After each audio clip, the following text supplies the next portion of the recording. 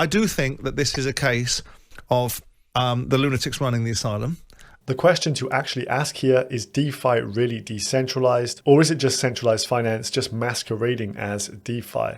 Let's dive into Uniswap here with some disturbing updates. These kind of broke during the whole FTX debacle, so didn't get as much light shined on them as I think they would have if we were in some normal circumstances. So allow me to present to you the problems with Uniswap here and DeFi in general. So starting here with Uniswap Labs, now valued at $1.66 billion after a $165 million new funding round. So any DeFi protocol that has a lot of Silicon Valley VCs behind it, you've got to ask some questions. Is it actually decentralized? And if it was decentralized, why would these guys want to have such control over it? And what can they do with their either equity or the tokens they're buying into? So if we just look at this Series B funding round recently, Polychain Capital was the leader. There's also investments from the likes of Singaporean sovereign wealth funds, backers like A16Z already behind them, Paradigm, SV Angels, and others. And this comes in the same paragraph as we realize the decentralized exchange Uniswap commands 64% of all the DEX volumes. So the question is, why do the suits want control over DeFi? Then a news story that broke today as I was doing my research, is it wrong for DeFi projects to track your data? This broken by Decrypt here, and this actually links to a story they did last week on the privacy policy changes over at Uniswap, which we're going to dive into. Yesterday we covered MetaMask, and this says MetaMask and Uniswap have just revealed the extent to which they track their users, and many in the community are not happy about this. So before we go any further, just ask yourself, did you think that these protocols were going to be tracking your data, and are you happy with that? The article also links to some backlash in the community. Mr. Whale, just in Uniswap's new privacy policy, says it collects data tied to user wallets, and then someone quote tweeting, and just like that, the golden era of DeFi passed us by. Hayden Adams, the co-founder of Uniswap, actually clapped back in some tweets. We don't track your IP, and we actually prevent your IP address from being tracked by third-party APIs. But as we saw in yesterday's video, MetaMask by default is now tracking your IP address. And the most common method people utilize Uniswap is via MetaMask. So Uniswap really doesn't need to do the IP checks. MetaMask is already doing that, and then these guys collect a load of different data when you enter the Uniswap webpage. Things got a bit more spicy during the research into this one. So I saw this from Hasaka. This is one of the most renowned traders on Twitter and someone that is very much an OG in the space and very much respected as well. So he said Uniswap once again engaging in their favorite pastime of decentralized theatrics. It's not like they tried hiding how their entire treasury is an A16Z and Paradigm Friends and Family slush fund. Just go and look how the votes on proposals go, and you can see exactly why it is therefore a useless governance token. When you have this huge control by the Silicon Valley VCs, they own most of the tokens, governance votes are whatever they want to pass. Gabe Shapiro also breaking some information on Uniswap. I've spoken to the lawyers in this cabal, and they say things like Uniswap is the only DEX that should exist, and then it was unfortunate new DEXs, which aren't Silicon Valley VC funded, appear on the scene to fragment liquidity. They're pulling SBF maneuvers within DeFi to entrench. That tweet then caught the attention of the head of legal at Uniswap here, who really does tweet back in biting fashion. The cabal of good lawyers doesn't say this. We have asked each other, how does a pathological liar like Gabe Shapiro still show his face after losing all his money and credibility to the Luna Ponzi? Now this really caught my attention as something highly unprofessional by the head of legal at Uniswap, and Gabe Shapiro has clearly caught a nerve of his, else you wouldn't respond in this fashion. So let's look at the updated privacy policy. So this is all to do with if you interact on uniswap.org. So if you use their website with your wallet, you're giving up a load of data here. So this on November 17th, around the similar time where the SBF FTX fallout was all happening, so didn't catch too much attention. So data we collect. We do not maintain user accounts and do not collect and store personal data such as your name or IP address. Okay, that is a good start, but as we know, IP addresses are already being harvested by MetaMask as default. However, what we do collect, so publicly available blockchain data. When you connect your non-custodial blockchain wallet to the service, we collect and log your publicly available blockchain address to learn more about your use of the services and to screen your wallet for prior illicit activity. We screen your wallet using intelligence provided by a leading blockchain analytics provider. They also collect information from local storage and other tracking technologies.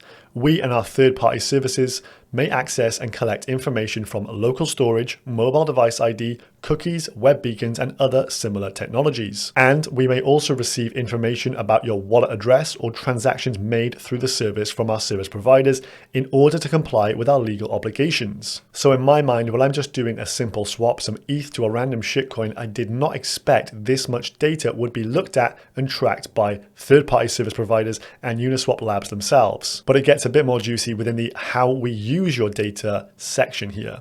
So the main highlights: safety and security. We may use data to protect against, investigate, and stop fraudulent, unauthorized, or illegal activity. And we may use the information we collect as needed or requested by regulators, government entities, and law enforcement to comply with applicable laws and regulations. So we can really see the puzzle pieces coming together here and how DeFi can be clamped down on very, very simply here. You've got the biggest decentralized swapping protocol already bending the knee. So imagine someone doesn't like you, they send you a bit of tornado cashed ETH. Well, pretty obvious to see here, you'd be banned from using Uniswap. In my mind, we're just a few steps away here from full censorship on ETH mainnet. Then we have how we share the data. We may share your information with other service providers and vendors.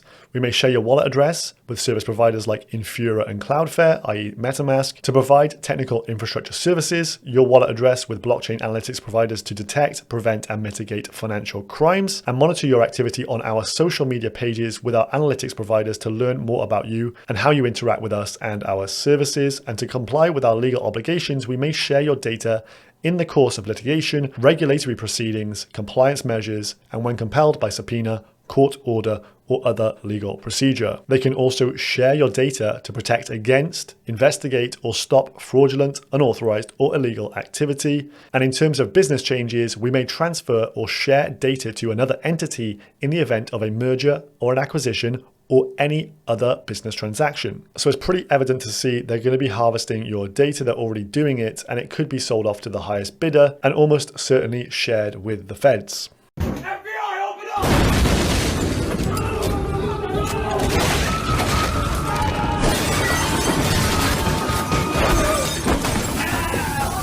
Chris Black tweeted this out: Uniswap v4 will reflect the company's ethical failures and they'll abuse the Uni treasury to incentivize you to use it. So his prediction there, they'll use the Uni token as an incentivization structure to make you come and utilize the platform so that you give away all your personal data as per those privacy policies. And he says, no surprise here, the Uniswap team includes former Chainalysis exec, former NYSE president, former Obama senior spokesperson, former Federal Reserve economist, and a former BlackRock exec. And you're surprised they're collecting your data. Well, no surprise really when you look back at this presentation from Uniswap in 2021. Roll tape. Think of them as like consumer financial applications. So you've got like the PayPals and the E-Trades and the Robin Hoods of the world. We're trying to put Uniswap and the rest of DeFi sort of right there in those applications. What's like the minimum that we need KYC-wise in order to get them over the hump of being able to deploy liquidity to Uniswap, trade on Uniswap? A certain subset of users or applications that would like to be Uniswap users that can't unless they have some KYC hurdle met. And so we're trying to figure out what are those hurdles, how do we get over them, and what are the solutions we can build with you guys to sort of experiment with this stuff. Then one of the most respected devs on crypto Twitter, Bantake here, Uniswap is part of the cabal that pushes for regulation behind closed doors. So this confirming all these tinfoil hat theories that I was putting together whilst making this video, it does seem that DeFi is just a masquerade for some at this point, and we need to be really careful about the protocols we actually interact with. As we can see from the list of dexes here, Uniswap of course makes up the biggest volume. It is number 1 by all measures. Number 2 is Curve. That does have immutable smart contracts. It does not have Silicon Valley VC funding, but is primarily known for its stablecoin swapping. So not great for doing your shitcoin swaps. Funnily enough, PancakeSwap over on the Binance chain probably serves as the best decentralized exchange right now, even though the chain itself is heavily centralized. And then from there on down, we just have a limited amount of competition. So the things I'm trying to do now to keep up with the ethos of decentralization and what crypto was all about originally, using products that are fully decentralized, the likes of GMX if I want to do some shorting or longing of coins, or DCAing into a bag of ETH. And then if I want to buy up some shitcoins as an example, rather than use the Uniswap interface, as we've seen, that's a no-go at this point, using an aggregator. So if Uniswap is the best price point, you can still get those prices without using the interface itself. And so Matcha.xyz really does have it all as a great alternative to use. So I highly encourage you to start bookmarking these pages, Matcha, GMX, Curve, and more, just to make sure you're not giving away all your privacy without knowing it. So drop me a comment down below. Are you shocked about these revelations of Uniswap, or was this just an inevitability all along? I'll see you guys in the next one. Like and subscribe. Peace. What does Bitcoin do? It's simple. It lets you send and receive value to and from anyone in the world using nothing more than a computer and an internet connection. Now, why is it revolutionary? Because unlike every other tool for sending money over the internet, it works without the need to trust a middleman. The lack of any corporation in between means that Bitcoin is the world's first public digital payments infrastructure. And by public, I simply mean available to all and not owned by any single entity. Now, we have public infrastructure for information, for websites, for email. It's called the internet. But the only public payments infrastructure that we have is cash, as in paper money. And it only works in face-to-face transactions.